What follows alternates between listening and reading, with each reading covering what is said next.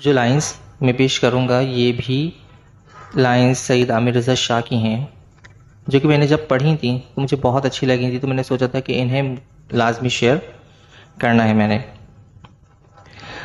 सर्द रुतों की रातों में, ठंडी भीगी बरसातों में, चिराग की धुंधली रोशनी में, सुहाने सपनों की चाशनी में, माजी की यादों ने आ घेरा, जहन पर रोशन हुआ एक चेहरा।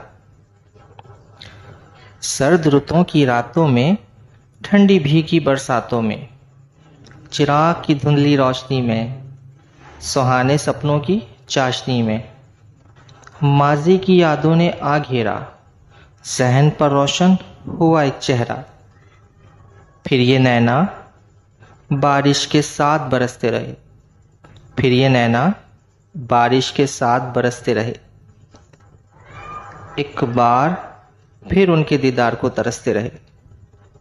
रज़ा, उनकी याद ने हमको इतना रुलाया, रज़ा, उनकी याद ने हमको इतना रुलाया कि दिल ने फिर बीते वक्तों को बुलाया। Thank you so much.